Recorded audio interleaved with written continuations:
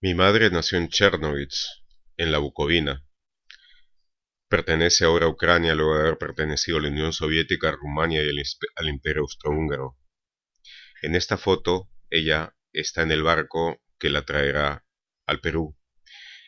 Sorprende la energía, la alegría que tiene luego de haber vivido una vida hasta ese tiempo tan dura e intensa como le había tocado vivir. Mi padre nació en Camaná, la provincia de Arequipa, estudió en Arequipa y muy joven viajó a Argentina primero, donde trabajó como periodista y lo mismo hizo en Chile, antes de regresar al Perú y ser elegido diputado en el Congreso por 2 períodos. Fue un diputado comunista que luego se alejó del partido, pero conservó sus ideales hasta su muerte. En 1949 y 1950 terminó la carrera política de mi padre luego del golpe de Estado de Odería. Él decidió dedicarse por completo a la agricultura y junto con mi madre emprendieron una labor de pioneros en una de las zonas más desérticas del mundo. Ahí fundaron el Fundo La Pampita y ahí está mi padre con nosotros, sus hijos, con ropa hecha, cosida por mi madre al comienzo de aquel titánico empeño. Para mi madre, ir a aquel desierto tan árido representó virtualmente viajar a otro mundo, a un mundo desértico en el que faltaba virtualmente todo. Sin embargo, su fuerza fue impresionante y logró llevar adelante a sus hijos y hacernos vivir en medio de carencias una vida en la que finalmente no nos faltó nada y nos sobró lo que era más importante, el tenerlos cerca nuestro. Esta foto fue tomada por mi madre en 1950 posiblemente. Acabábamos de llegar a La Pampita, el nombre del fundo en el que estábamos en el desierto de Bella Unión. Como ustedes pueden ver, alrededor está la nada. Ahí estamos nosotros cuando mi padre da de comer a las gallinas que teníamos, que eran una de nuestras fuentes centrales de proteínas. Vivir en el campo supuso muchas carencias, pero también supuso ventajas únicas, una educación en completa, total libertad y un mundo abierto a la aventura y la experimentación. Aquí estoy yo, que era un jinete algo más pobre de lo que parece indicar la foto, montado sobre la gran yegua mora. Esta foto fue tomada en 1964 y es la última foto en la que estuvimos todos juntos. Mi hermana Edith, a la izquierda, detrás de mi padre, acababa de regresar de la Unión Soviética con un diagnóstico de cáncer terminal. Mis padres acababan de enterarse de la noticia y la expresión que tienen, por más que intentaban disimularlo, lo dice todo.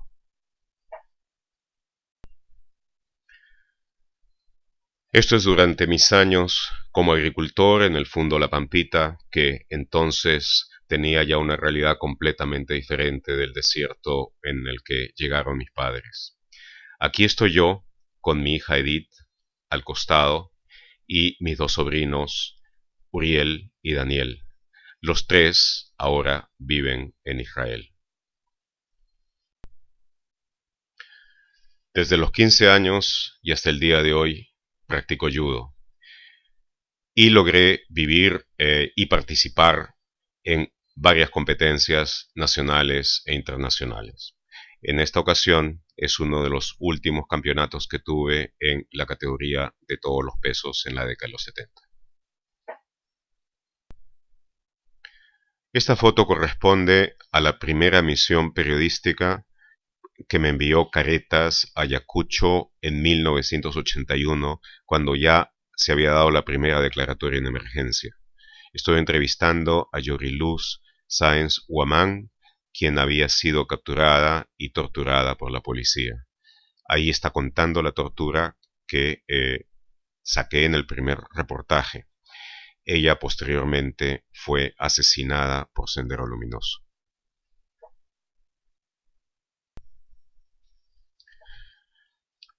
Esta extraña foto corresponde a un reportaje que hice en Lima en 1982 sobre los comandos de la entonces Guardia Civil. Ahí me retaron a pasar lo que llamaban la prueba del valor, que consistía en no moverse mientras se disparaban ráfagas de una metralleta de 9 milímetros contra los montículos de arena que se ve ahí. La metralleta era una MGP notoria por su falta, por su falta de dirección en los disparos. Sin embargo, terminé ileso.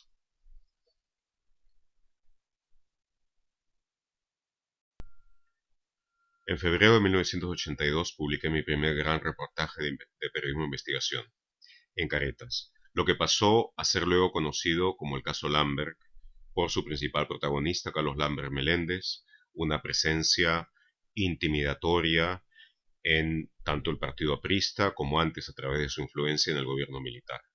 Como consecuencia de esta investigación, Lambert fue procesado y eventualmente sentenciado por narcotráfico.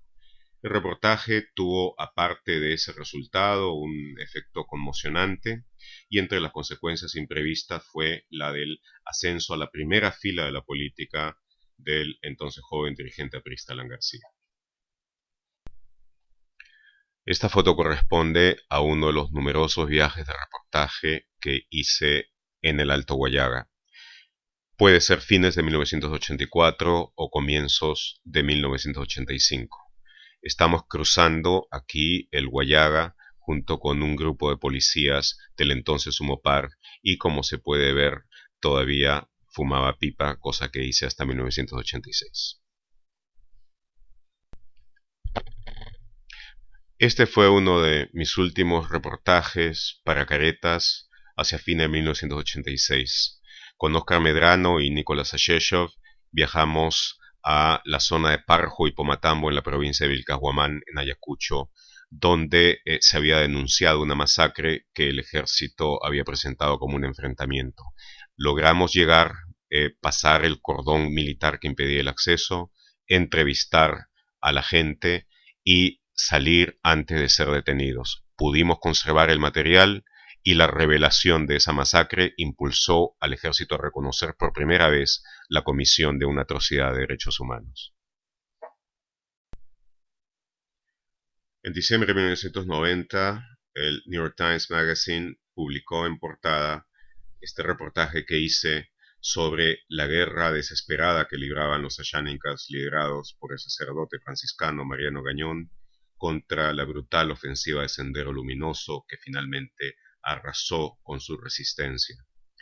Este reportaje llevó con gran dureza lo terrible de la guerra que se enfrentaba entonces en el BRAE y que, como saben ustedes, de una u otra forma continúa hasta hoy. 4 años después del golpe de estado de Fujimori, en 1996 llegué a Panamá a trabajar como director asociado del diario La Prensa, a cargo específicamente de periodismo de investigación, y me dediqué a fondo a esta tarea, con resultados tales que el presidente de Panamá ordenó mi expulsión del país. Resistí, y esta es una foto que corresponde al momento en que me he pasado a vivir en la prensa durante los meses de confrontación, hasta que el presidente tuvo que ceder y renovar mi permiso de residencia, que se prolongó hasta el 2001. Esto es Nueva York, 1998, y estoy recibiendo el Premio Internacional para la Libertad de Expresión que da el Comité para la Protección de Periodistas en Nueva York. Y esto fue como reconocimiento a la lucha llevada durante todos esos años, especialmente en la década de los 90, en contra de las tiranías y en favor de la libertad de expresión. El año 2000 Tomé licencia de mi puesto como director asociado de la prensa y vine al Perú en la segunda vuelta del año 2000 para asesorar a Alejandro Toledo, líder entonces de la oposición democrática en el Perú. Esta foto corresponde a la marcha de los Cuatro Suyos, a un momento particularmente intenso de la misma.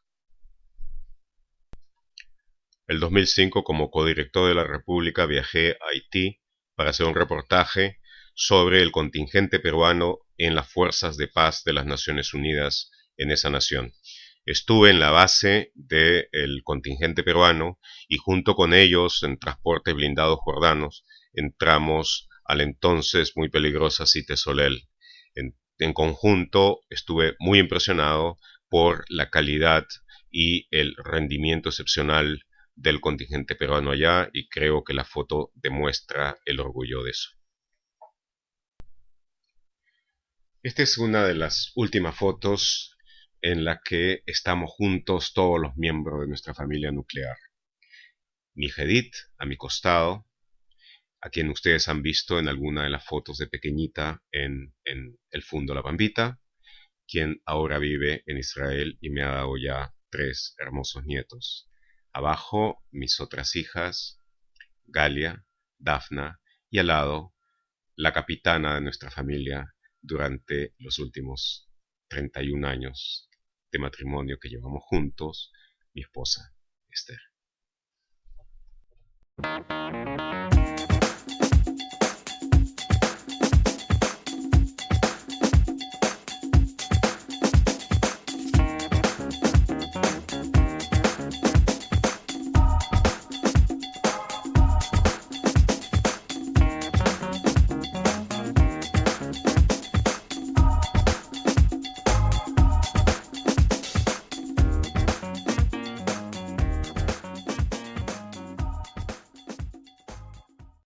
Buenas noches, señoras y señores. Buenas noches, Gustavo Gorriti. Muchas gracias por aceptar nuestra invitación. Ha sido casi forzada. Sí, forzada, sí, verdad. Para la Alianza Francesa de Lima es un honor y una gran satisfacción recibir a nuestro prestigioso invitado, el señor Gustavo Gorriti, en nuestros habituales rendezvous. El PowerPoint que acabamos de apreciar se ha concebido bajo un formato 20x20 denominado Pecha Kucha. Deseo agradecer calurosamente a mi amigo Alain Piñar por este valioso aporte a nuestros rendezvous. Quisiera saludar la presencia en esta sala de los señores Ricardo Palma, Carlos Vice, Francisco Mujica y Saúl Peña, miembros del Comité Ejecutivo y de la Junta Directiva de la Alianza Francesa de Lima. Muchas gracias por su presencia. Asimismo, saludar al señor Jean-Jacques Bossou, embajador de Francia en el Perú, que nos honra con su presencia, y a los colegas de la embajada que hoy nos acompañan, en particular Luc Blanco, que está directamente al frente, en el lado de IDL, como siempre. Este rendezvous se realiza un mes después del muy exitoso seminario internacional Los desafíos del periodismo de investigación, el cual tuvo un gran éxito y estuvo organizado por el Instituto de Defensa Legal, IDL, la Embajada de Francia, la Cooperación Regional, el Diario La República y la Alianza Francesa de Lima, que contó con la participación de reconocidos periodistas internacionales y nacionales. El rendezvous del día de hoy está organizado en colaboración con el Instituto de Defensa Legal, IDL, a quienes quiero agradecer por su gran ayuda. Tengo el placer de saludar a su director fundador, el señor Ernesto de la Jara, y a su director actual, el señor Glatzer Tuesta Altamirano. Y no quiero olvidarme de agradecer también a la señora Irupe González, responsable de prensa y comunicación de IDL, quien nos ha ayudado mucho, colaborando con la señora Coralie Fernández de la Alianza Francesa. Muchas gracias, Irupe González. Nos sentimos muy contentos esta noche con la asistencia de numerosos periodistas. Es para mí un placer comunicarles que la Alianza Francesa de Lima organiza un programa dirigido a ustedes, brindándoles... Sí, una sorpresa, ¿no? Me ayuda siempre, Gustavo. Brindándoles la posibilidad de aprender el francés beneficiándose con una beca del 50%. Para ello, solo deberán enviarnos una carta de su empresa.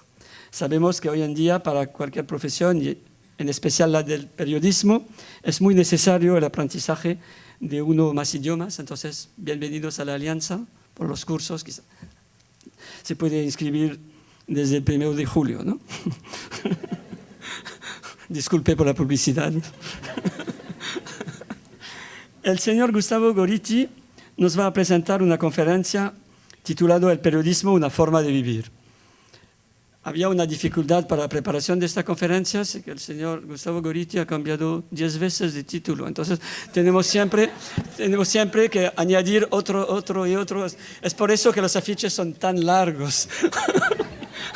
Y quizás ahora va a cambiar también de título, eso no lo sabemos. Es la sorpresa, es la sorpresa. No, pero de tema sí. De tema, sí, claro. Bueno, por el momento, no. Pero antes de dejar la palabra a Gustavo, esta noche tenemos una sorpresa para ti. Sí, siempre hay sorpresas en la Alianza, por favor. Hemos invitado a un gran amigo tuyo, el señor Roberto Lerner, psicoterapeuta con amplia experiencia en el ámbito educativo y en la psicoterapia de niños y adolescentes, además de ser un francófono y un gran amigo de Francia. Muchas gracias, Roberto, por su presencia.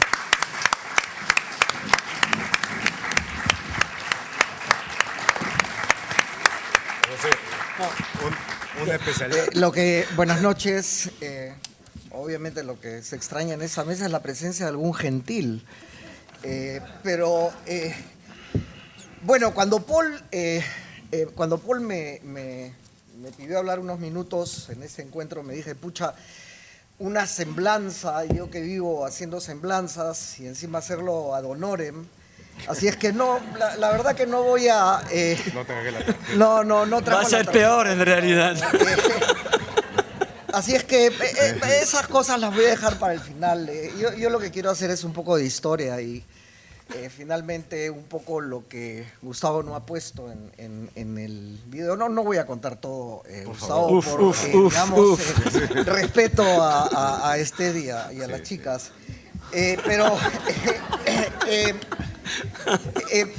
Digo, pensé en esas publicidades de esos carros como Ferrari, Lamborghini, Bentley. No sé si en 7 segundos, pero 7 minutos, fuimos rápido no, de 0 a 60. Fuimos rápido de 0 a 60. Yo conocí a Gustavo no en cualquier mes ni en cualquier año.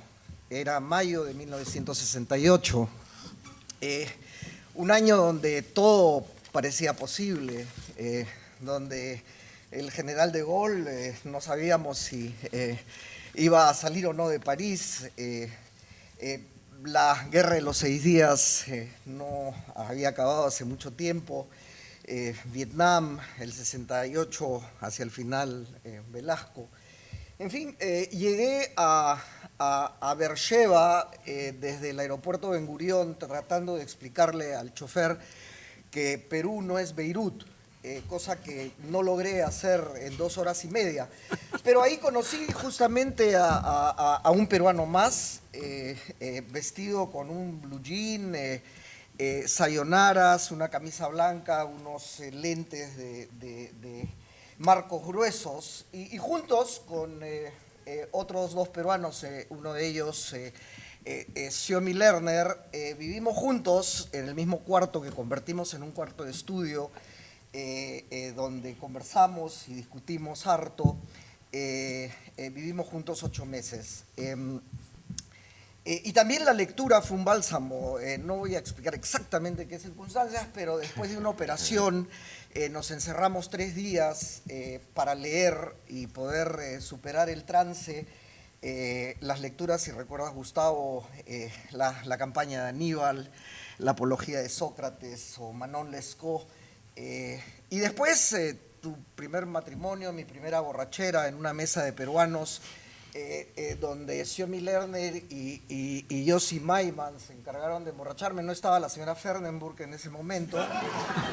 Pero sí, Avi Danon tampoco. Pero Avi Danon tampoco. Sí. Y luego en Jerusalén juntos practicábamos judo intensamente en un gimnasio municipal. Y luego íbamos con un alemán especialista en manuscritos antiguos del Medio Oriente y un checo que era especialista, no quiero decir en qué, pero que también estuvo en mi matrimonio, el nacimiento de Edita, a quienes ustedes vieron. Y luego hicimos una pequeña bifurcación.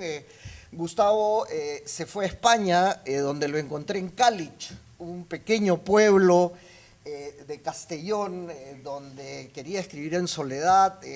Yo me fui a París y justamente nos encontramos en París, donde pasó algo muy interesante. Fuimos a hacer judo una noche y Gustavo, por meterse con uno de esos senseis de cinturón negro cuarto dan, terminó con el brazo roto en varias partes. Yo a duras penas hablaba francés. Terminamos en un hospital donde fue operado y cuando salimos del hospital, sin pagar, espero que la Alianza Francesa y el embajador no nos los cobre. Las deudas 50 años en Francia. Nos tuvimos que llevar el carro que tenía Gustavo, un Fiat 850, de un extremo de París al otro. El problema es que él tenía el brazo roto en 3 partes y yo no sabía manejar. Ustedes saben lo que era entrar a la Place de l'Étoile, Gustavo haciendo los cambios y yo manejando. Créanme que fue una experiencia realmente notable. El regreso al Perú, ustedes lo han visto, de vuelta al campo, las aceitunas, el resistir a pesar de los ideales y de las raíces que tenía la reforma agraria, el esfuerzo autodidacta. Y luego recuerdo que estábamos en un corredor de caretas esperando a ver si nos recibía Enrique Sileri, cosa que ocurrió. Y hablamos sobre la posibilidad de escribir. Bueno, Gustavo se quedó, felizmente para todos nosotros y para el país, tratando narcotráfico, terrorismo, nunca abandonando la literatura. Y por cierto, la hermosa y alternativo resultado al de los Montescos y Capuletos, cuando se casó con una vecina y finalmente en la casa de Pepe Rodríguez Elizondo, unieron sus vidas hace 31 años y él, si no recuerdo mal, fue Alberto Andrade quien... el alcalde de San Isidro. El alcalde de San Isidro. Y vinieron Galia y Dafna, por supuesto, y luego vino El Límite, el DOC, 1992, La Prensa, La República, y una última intervención que considero tuvo alguna importancia. Fue cuando Gustavo llamó a mi consultorio una tarde con una voz que yo sentí era, tenía que cancelar a un paciente para atender a otro. Y cuando llegué a IDL, cuando llegué a IDL y vi ahí a todo un grupo de gente ya dispuestos a llamar a Gustavo Messier, el ministro del Interior, y nos encerramos un buen rato y creo que tuve éxito en disuadirlo de ser el ministro del Interior. Y luego IDL Reporteros, que creo es un esfuerzo absolutamente notable de persistencia, de investigación. Y para terminar, a hacer un poquito... Y no es una cuestión profesional, Gustavo creo que es el resultado de un improbable encuentro entre 2 comunistas, un peruano de origen vasco y una rumana judía, que es una combinación realmente notable. Finalmente es un campesino inocente que asumió con seriedad la dimensión romántica y heroica de la política, intelectualmente brillante, analítico, sherlockiano, con dificultades para funcionar dentro de instituciones verticales, académicas o de otro tipo, que si no se pelea con presidentes de la República o Rasputines, se pelea consigo mismo y se anda rompiendo huesos. Con Esther no puede, por supuesto. Terco como una mula, especialmente valiente, algo soberbio, nos debe todavía un par de segundos tomos. Muy justo, y en el fondo un peluche de buena gente, una persona en la que puedo encontrar el humor, la curiosidad y la esperanza de hace 46 años. Y ahora, querido Gustavo, de 60 a 120, Hazak Bematz. Total, Muy bien, muchas gracias. Voy a pasar la palabra a Gustavo. Por favor, Gustavo.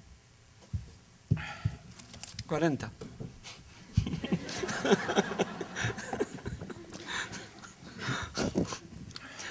Bueno, como le dije, después de esta presentación, básicamente lo que me provoca es pasar a las preguntas o irme a tomar un café.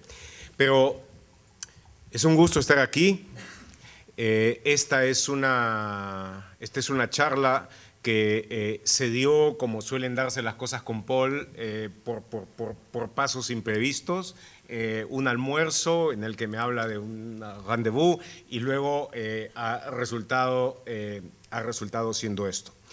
En efecto, cambiamos algunas veces el tema de lo que iba a hablar, porque se trató en el comienzo de que se conversara sobre periodismo de investigación, pero hace un mes se trató esto a fondo y no tenía mayor sentido repetirlo.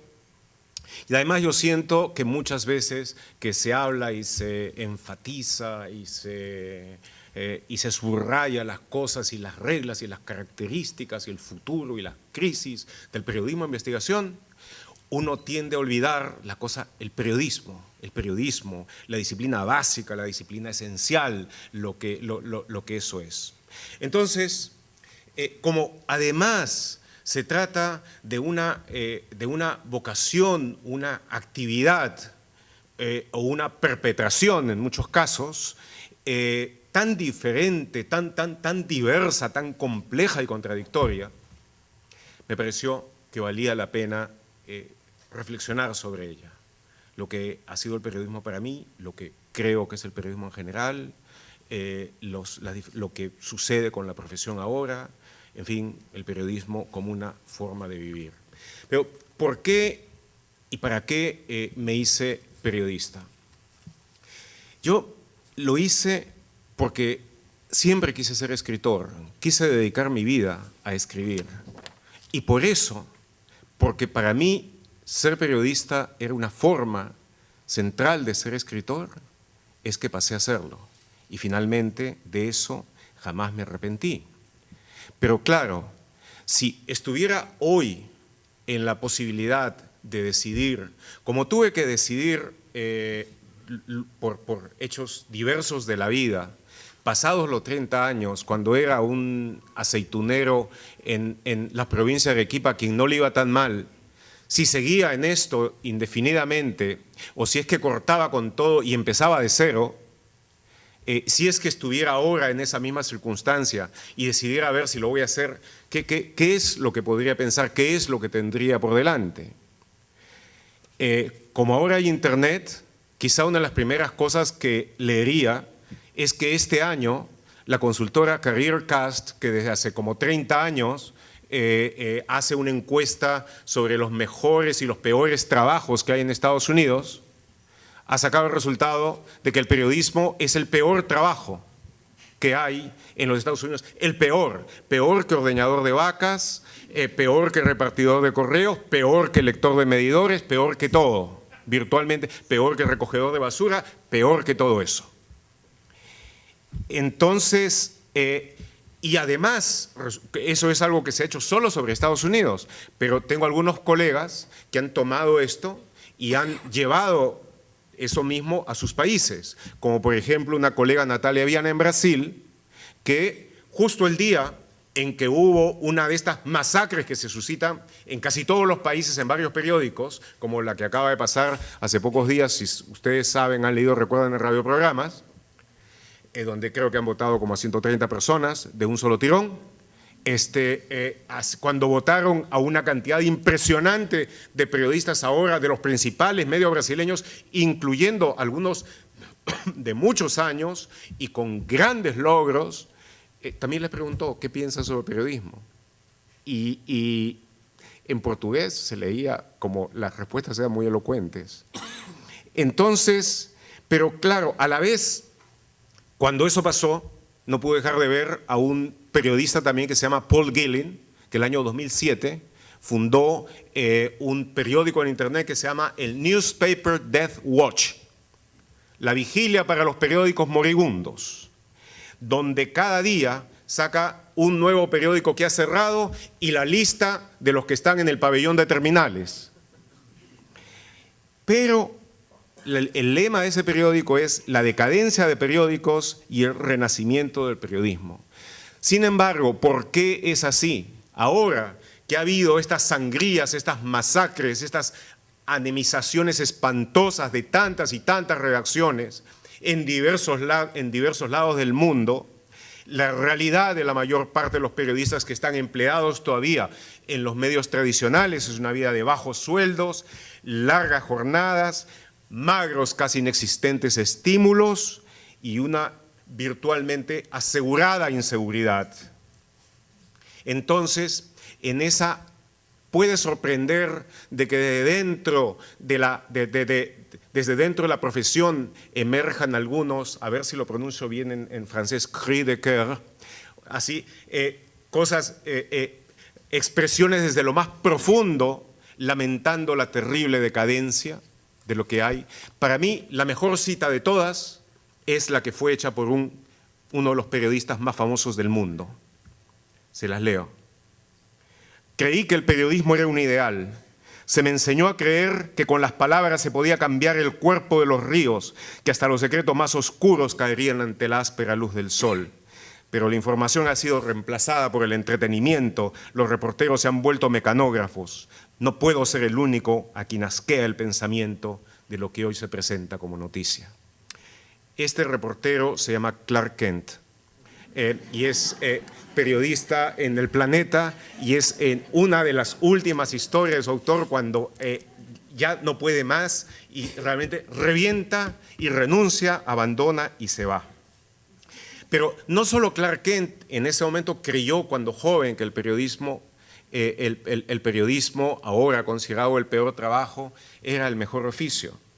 En el discurso que dio Gabriel García Márquez ante la Asamblea de la Sociedad Interamericana de Prensa en Los Ángeles en octubre de 1996, él dijo aquello que me llevó también a mí al periodismo. El periodismo escrito es un género literario.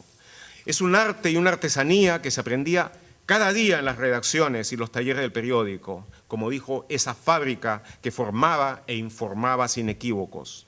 Y ahí, en ese sitio, en ese lugar, se formaban tanto los jóvenes más vehementes como los talentosos veteranos. Y dijo García Márquez, la misma práctica del oficio imponía la necesidad de formarse una base cultural y el mismo ambiente de trabajo se encargaba de fomentarla. La lectura era una adicción laboral.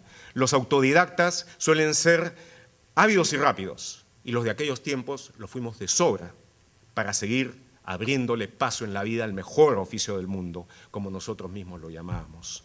Y así lo entendí. Otro periodista a quien admiro profundamente, uno de los grandes maestros del periodismo estadounidense, Bill Kovac, en algún momento cuando estuvo en Panamá en la prensa, cuando yo era director asociado allá, a un auditorio que no sé si llegó a comprenderlo del todo, les dijo, para mí el periodismo es lo más cercano a la religión.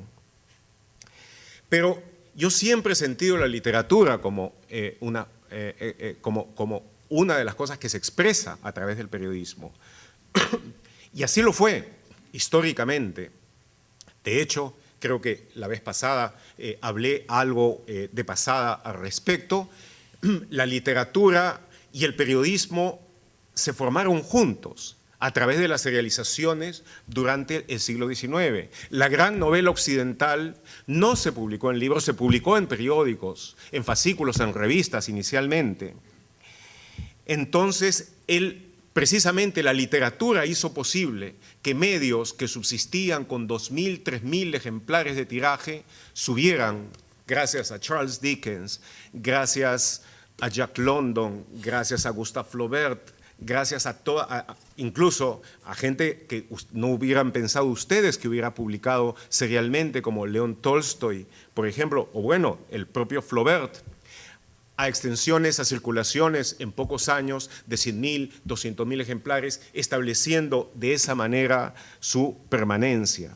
Entonces, el escritor serial, y es decir, todos aquellos, se convirtió en parte literato y parte periodista. Esta última función significó para Dickens, Verne, Salgari, todos, trabajar con deadlines, extensión fija, diálogo permanente con los editores y ambos con la atención puesta en la reacción del lector que afectaría de inmediato la circulación. Entonces, esa intimidad que había entre autor, crítico y público hacía que con frecuencia estos últimos, el público, se sintiera coautor e intentara intervenir en la creación a través de sugerencias sobre los desenlaces que iban a tener. Y fue así. Tanto Dickens como Bulwer Lytton, Trollope, Conan Doyle, entre otros, alteraron nudos y desenlaces argumentales ante la presión del público que los leía. Entonces, dentro de esa naturaleza, de esa relación que, como digo, hizo posible la novela e hizo posible simultáneamente el periodismo escrito tal como lo conocemos, no sorprende la predominancia que hubo del realismo narrativo. Entonces, en buena medida, la ficción serial fue una forma de periodismo que cumplía parcialmente la función informativa. Y con amplitud, la otra función importantísima de las publicaciones periodísticas, que es el autoconocimiento social. Igual fue con el periodismo de investigación. El nacimiento también del periodismo de investigación a través de los muckrakers, estos periodistas sociales con el espíritu puesto en la reforma y la reforma a través de la investigación, también se originó en revistas seriales. En 1903 se dio un hito histórico cuando la revista McClure's Magazine en Estados Unidos imprimió 15 artículos, una serie de 15 artículos sobre la historia de la Standard Oil Company, escritos por Aida Tarbell, cuyo resultado, aparte del tremendo éxito para la revista, fue, pocos años después, la primera ley antimonopolios en Estados Unidos. Entonces, sin gran exageración, la revista Harper's pudo afirmar en 1850, y hago una traducción al guerrazo del inglés, los periódicos reclutan y absorben mucho del talento literario, el genio creativo, los logros académicos de la edad actual. Los mejores escritores en todos los departamentos y en cada nación se dedican a escribir en las revistas, las magazines, los periódicos del día. Poco tiempo después, Scribners dijo: ahora solamente el novelista de segunda o tercera categoría es el que no puede ser publicado en revistas y está obligado a publicar en volúmenes. Y es en las revistas donde las mejores novelas empiezan apareciendo. De tal manera, la relación es muy estrecha y esa fue la influencia que tuve presente en el momento de entrar al periodismo. Pero claro, uno tiene influencias, lee los libros y en el campo donde viví, por fortuna mis padres llevaron de su vida anterior una biblioteca grande donde había de todo, desde el diccionario de filosofía de la Academia de Ciencias de la Unión Soviética hasta las obras de Romain Rolland y otros tantos, y Panaiti Strati y otros tantos magníficos escritores de los 20 y los 30 del siglo pasado, algunos injustamente olvidados. Pero, como digo, uno lleva las influencias, uno lleva sus aprendizajes, pero finalmente llega en un tiempo determinado. Y el tiempo que me tocó vivir me recuerda la maldición china que te desean el vivir en tiempos interesantes. Pero claro, esa para un periodista es cualquier cosa menos una maldición. En el lapso de 30 años, a nosotros nos tocó vivir, y eso tendemos a ignorarlo, tendemos a olvidarlo en el Perú, nos tocó vivir primero una dictadura militar que comenzó en la izquierda, pasó a la derecha y de ahí al fracaso. creyendo, pero se creyó hasta el fin, la solución superior a capitalismos, comunismos, socialismos y tercerismos. Pero poco después fuimos la cuna de una insurrección criptomaoísta que en sus inicios pareció una suerte de la descabellada empresa de un Rip Van Winkle demente y sectario, antes de hacer metástasis y convertirse en la pesadilla por la que vivimos durante tantos años y que luego después de todos esos años se ha querido con tanto empeño olvidar. Y pasamos a vivir los años de narcos y terrucos, cuando nuestro país se convirtió en el primer productor mundial de cocaína y el narcotráfico en el principal rubro de actividad económica. Y su efecto cruzó todo el espectro social, económico, político, institucional del país. Luego vino el Fujimorato, la cleptocracia, el gobierno de espías, de complicidades, del querer no ver lo que estaba pasando. Y esto fue una de las primeras cosas sobre las que me llevó finalmente esa experiencia, que fue, pese a toda la que yo tenía hasta ese momento, una experiencia chocante. Me llevó a ver de que las sociedades corruptas tienden a la esquizofrenia. Las instituciones viven vidas dobles, vidas triples. Proclaman luchar contra lo que hacen solapadamente. Policías o militares que protegen el crimen, jueces o fiscales convertidos en auxiliares de mafia, lumpen periodistas que presentan esas mascaradas como reales y la realidad como mascarada. Poco nada es lo que parece, y solo aquellos que manejan esa suerte de newspeak, ese lenguaje orwelliano de los pseudosignificados, tienen posibilidades de medrar. En esas condiciones, acompañado por Roberto y teniendo un currículum vitae realmente anoréxico, llegué a Caretas como muchacho busca empleo a los 33 años. Y lo único que tenía, que creo que me recomendaba de alguna forma, era como un título, además validado internacionalmente, era el cinturón negro en judo. Entonces, estaba validado por el Kodokan. Entonces, Enrique Sileri, a quien tuvimos que esperar indefinidamente hasta que llegó un día cantando una canción de la Guerra Civil Española, lo que fue un buen anuncio. Y le encantó eso del judo, entre otras cosas porque él, como exjugador de rugby, sabía muy bien lo que era caer. Y me puso a prueba. Me puso a prueba a ver si las técnicas del judo tenían alguna aplicación para allá. Poco tiempo después me mandó a Ayacucho, en lo que se consideraba entonces era una misión policial, y las cosas policiales eran en ese tiempo relativamente despreciadas. Hice una labor que él juzgó buena y a partir de ese momento no paré. Caretas era un lugar excepcional. Estaba en Camaná 615, en la esquina con Emancipación. Y era un edificio que tenía una suerte de pasadizos lóbregos a quien alguien en algún momento, quizá de terrible baja autoestima, había pintado con un amarillo de connotaciones gástricas. Pero ahí dentro bullía una actividad tan heterogénea, con conjuntos humanos absolutamente sorprendentes. Desde personas que parecían salidas realmente de una corte de los milagros, hasta escritores jóvenes, otros nada jóvenes, pero aún promesas, y junto con exiliados talentosos. Todos trabajaban bajo la tremenda compresión de las urgencias realmente estentorias que venían de la oficina de Sileri. Y mi voz es nada, es la suavidad personificada al lado de la que emergía de su oficina, ¿sí?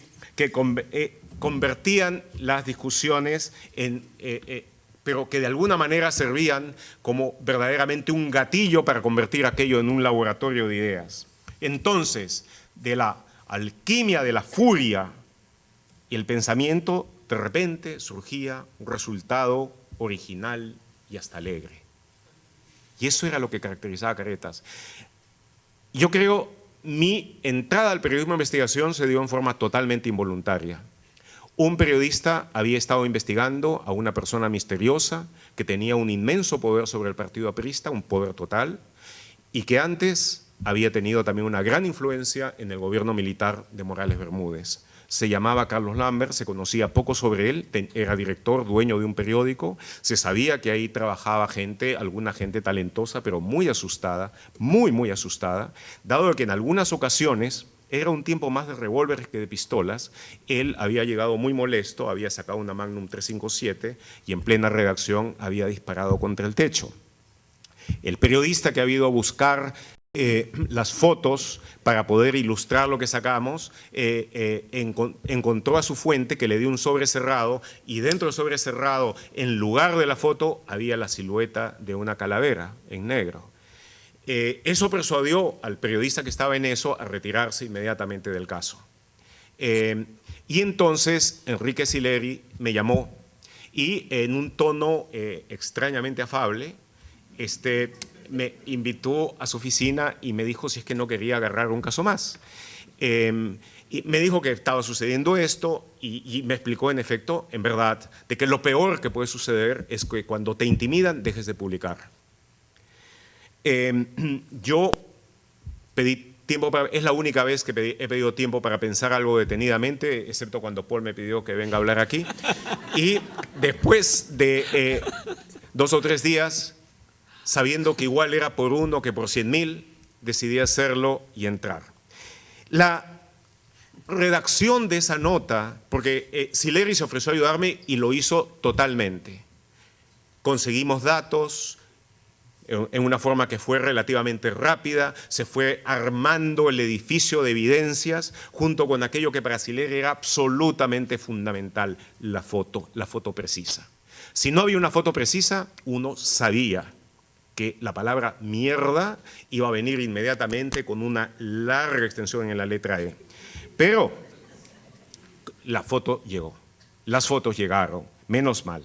Entonces, en ese cierre, cuando yo no sabía exactamente qué hacer con toda la inmensa masa de datos que tenía, ya un sábado de la noche, entonces la revista salía los días lunes, y ya estábamos en la noche, Sileri y yo estaba sumamente preocupado por la gravedad de lo que había por delante. Él, muy tranquilo, me sugirió hacer un esquema y conversando, fue escribiendo el esquema básico de la nota.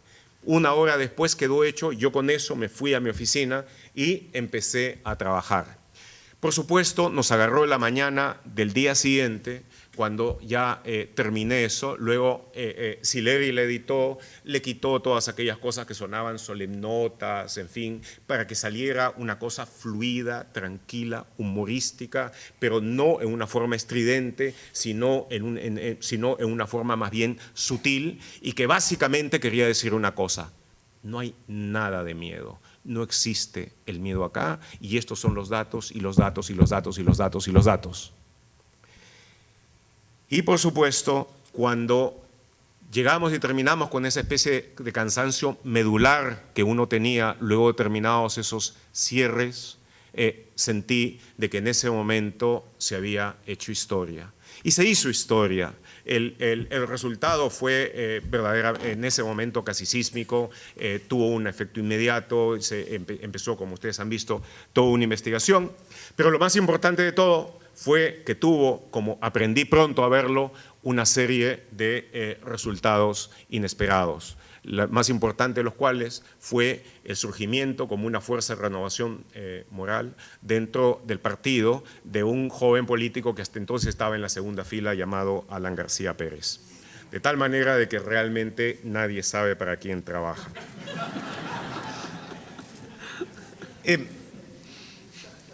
Luego, otra cosa interesante, pasados muchos años, aquellas coberturas dramáticas, tremendas, trágicas, luego el dejar caretas en 1987, escribir el libro de Sendero, ser corresponsal extranjero para El País y el New Republic. Llegó el momento en que Vargas Llosa hizo un ejercicio de honestidad descarnada y logró, gracias a eso, perder las elecciones. y salió este candidato que ofrecía honradez, tecnología y trabajo, y en lugar del temido shock con el que supuestamente amenazaba a Vargas Llosa, el equivalente a lo que parecía acupuntura económica para curar los males del país. Entonces, ahí pronto pude ver de que estaba Montesinos al lado de él, y durante mucho tiempo, de nuevo en estrecha colaboración con Caretas, tratamos de sacar su papel a la luz sin tener otro resultado de que una sucesión de mentiras diferentes, creativas, todas en sí, pero sí, sin embargo, invariablemente mentiras del lado de Fujimori, hasta que vino el golpe de Estado del 92, lo que ustedes saben, el arresto, secuestro, desaparición, protestas, reaparición, el quedarme en Lima, tratar de permanecer en Lima, hasta llegar a la absoluta situación de desempleo, porque no fue tanto la amenaza, esto quisiera decirlo, no fueron las amenazas que había, porque estaba ahí otro que padeció duramente esos tiempos, hace varios años y varios kilos, fue mi compañero de Caretas entonces y amigo Fernando Llovera, que está aquí, a quien también buscaron esa noche, y con quien después estábamos totalmente dispuestos a resistir, pero realmente nos hicimos totalmente inempleables, totalmente inempleables. Y hubo que salir del país, por eso. Estuve en Estados Unidos algunos años y luego me fui a vivir a Panamá, donde me pidieron que me hiciera cargo de la dirección asociada de la prensa para llevar el periodismo de investigación a la Fenicia de América Latina. Lo hice con gran entusiasmo y el resultado fue que unos meses después el presidente decretó mi expulsión. Ya han visto ustedes antes cómo yo me enfrenté a ello. Pero lo más interesante de todo fue cómo, he hablado antes de la literatura, cómo se fueron encontrando personajes. Yo escribí, por ejemplo, sobre Montesinos por primera vez en 1983 y luego lo volví a encontrar varias veces. Él se convirtió luego en la persona más poderosa del Perú hasta el año 2000, en que cayó. Y cuando dejó el Perú, ¿a dónde se fue? De todo el ancho mundo, a Panamá, donde yo estaba. Pero dije que entonces pareció que el destino había determinado que teníamos que estar juntos.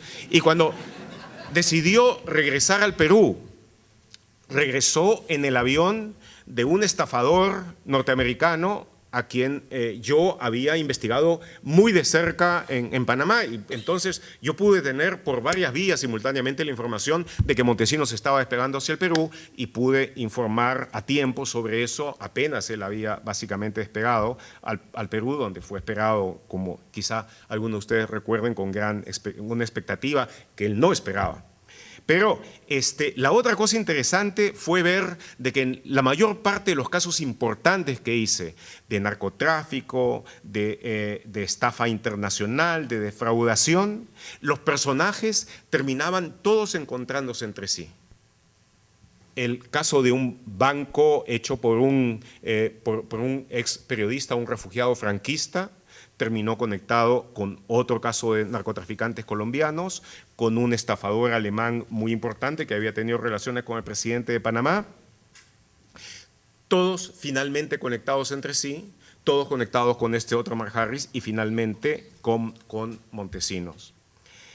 Entonces, también, por supuesto, hacia el final pude ver lo que significaba para algunos el choque de lealtades.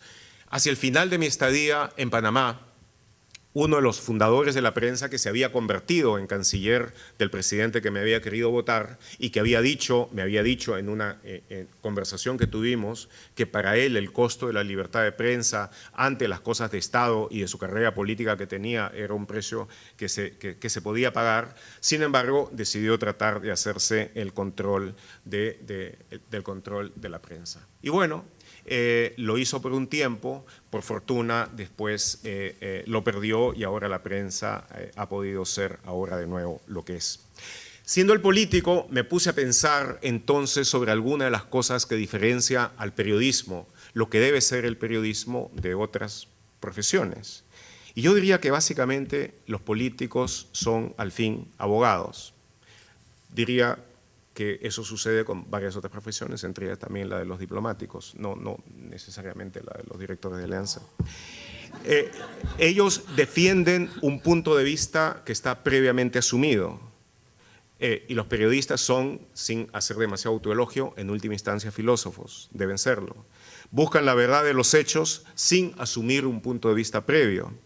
El periodista que se convierte en abogado, es decir, en sofista, es un periodista que corrompe su quehacer. Y entre periodistas y políticos debemos ser adversarios, no enemigos, solo adversarios naturales. Entonces, es por eso que el periodismo bien entendido, es finalmente tan difícil. El periodismo se convierte en un deber de filosofía. Reponerle la verdad a la palabra es su fin, para poder expresar la verdad de los hechos. Y eso convierte al periodismo en protagonista, a veces involuntario y frecuentemente central, de los hechos. Pero eso es en el caso del buen periodismo. Y tenemos claro de que la profesión está en un grave problema de decadencia. Siempre hubo mal periodismo, siempre hubo venalidad, siempre hubo mermelería, siempre hubo tabloidismo barato. Pero hubo un tiempo, sobre todo desde los 60 hasta fines del siglo pasado, en donde hubo un gran surgimiento del mejor periodismo en varios países. Estados Unidos, España, buena parte de Europa. Es entonces donde surgen periodistas como Bill Kovac, como Howard Simons, que entienden el periodismo, el trabajo, lo que hacen, como lo más cercano a la religión. Ahora, desde entonces, luego de la depredación terrible de la sala de redacción, luego de que familias tras familias que tradicionalmente llevaron periódico han tenido que venderlas a grupos empresariales que tienen varios intereses cruzados y para los cuales el periódico, el medio, es solamente una parte más de su portafolio de inversiones. El resultado es el crecimiento de las potencias tabloideras y donde algunos de los más fuertes y poderosos periodistas de la tierra se apellidan Murdoch o Berlusconi. El resultado final de todo esto es, claro, el resultado de Career Cast, el peor trabajo. Alternativas. ¿Cuáles son las alternativas que nos quedan? Como recuerden aquello que escribe el del newspaper Death Watch, la muerte del periódico, el renacimiento del periodismo. El siglo pasado, A.J. Liebling decía: la libertad de prensa es para los que tienen una prensa, es decir, para los que tienen una imprenta. Ahora, con las nuevas tecnologías, todos podemos tener en principio una prensa, todos podemos tener en principio una imprenta. Y eso tiene grandes peligros, pero también posibilidades realmente muy notables. Hay toda una serie de publicaciones de todos aquellos periodistas que han debido encontrar su propio trabajo, hacer su propia empresa, que ya no pueden para nada tener los patrones y las referencias de los periódicos clásicos de antaño, el intento y el deseo de no permitir que el periodismo muera, de no permitir que la entropía que afectó tan sustantivamente sobre todo al periodismo de investigación se convierta en una realidad inalterable. Y entonces han surgido desde publicaciones sin fines de lucro, ONGs dedicadas al periodismo, periodistas dedicados a su trabajo a través de las ONGs, que han buscado a través de diversas publicaciones, desde algunas por fortuna grandes, como ProPublica en los Estados Unidos, que ha contado por fortuna con un filántropo que le ha dado $10 millones por año durante un buen tiempo para que puedan hacer un periodismo de investigación que ya los ha llevado a ganar varios Pulitzers, hasta otros como el Center for Public Integrity y otros más. Y finalmente varios medios pequeños a lo largo en el mundo entero, en Europa Oriental, en varios otros lados y en casi todas las naciones de América Latina, que han hecho periodismo de investigación sin fines de lucro y que a veces con redacciones mínimas, diminutas, que serían un chiste al lado de las redacciones más tradicionales, han logrado hacer solos lo que todas las otras redacciones no están en posición de hacer. De tal manera de que nunca ha sido tan difícil como ahora y nunca ha sido a la vez tan grande la promesa.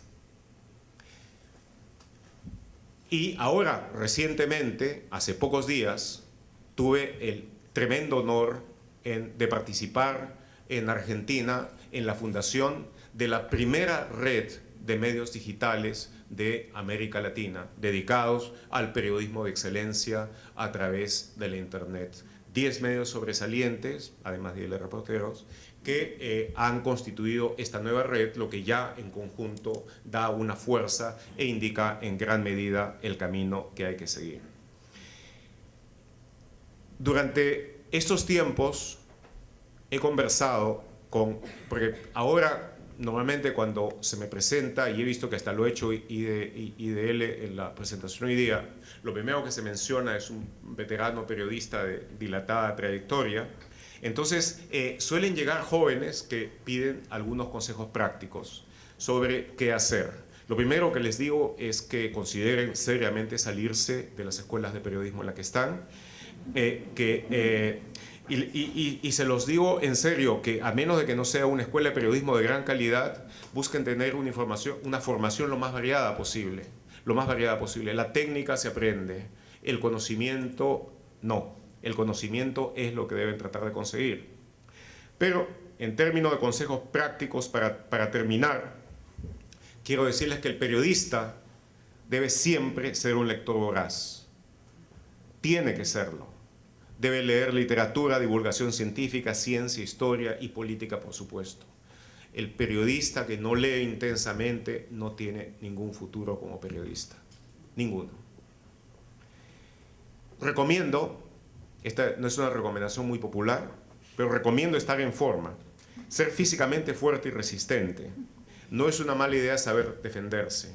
Esta es una profesión que realmente erosiona mucho, toma mucho uno mismo, provoca un gran desgaste.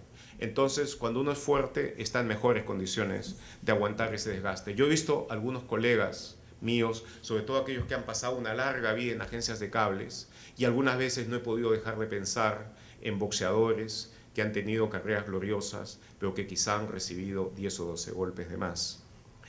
Creo que es muy importante tener nociones prácticas claras de seguridad, sobre todo si se es periodista de investigación. Los estándares de seguridad que se tienen en la mayor parte de los periódicos para los periodistas a quienes se manda a misiones de cierto riesgo son infames. Si esos mismos estándares se aplicaran en la industria de la construcción o en cualquier industria fabril, lloverían las multas de inmediato y luego el cierre del local. Recomiendo mucho ahorrar una parte del sueldo, por poco que se gane, cuando se es empleado, para tener con qué comer, cuando casi inevitablemente lo voten a uno del medio periodístico en el que trabaja por hacer buen periodismo. Cuando uno hace buen periodismo, debe esperar con un alto grado de probabilidad tener que enfrentar varios despidos. Por eso, un periodista cubano, a quien admiré mucho, Carlos Castañeda, padre de numerosos periodistas, decía de que él ahorraba, por supuesto. Ese era el primer consejo que le habían dado y le sirvió de mucho. Y lo segundo, tenía una carta de renuncia en el bolsillo. Dadas las leyes laborales peruanas, yo creo que en algunos casos es mejor esperar que lo despidan a uno. Recomiendo escribir un libro por las noches, a ver si se tiene la suerte o el éxito de Larson o de Pérez Reverte. Pero finalmente, si uno después de muchos años de trabajar y de muchas tribulaciones y problemas, siente que ya tuvo suficiente de esta vida de constante desgaste, tensión y sacrificio, y de todas las tribulaciones que significa, y si quiere algo más cómodo y tranquilo, no salir a medias, sino salir del todo, con claridad y de una vez. No estar a medias como periodista y como representante de algo. No estar a medias como consultor y como periodista. No estar haciéndole la imagen de alguien y presentarse todavía como periodista. Salir del todo y lo que se va a hacer, hacerlo bien, con claridad, y en forma explícita. Al fin y al cabo, siempre se puede volver. Muchas gracias.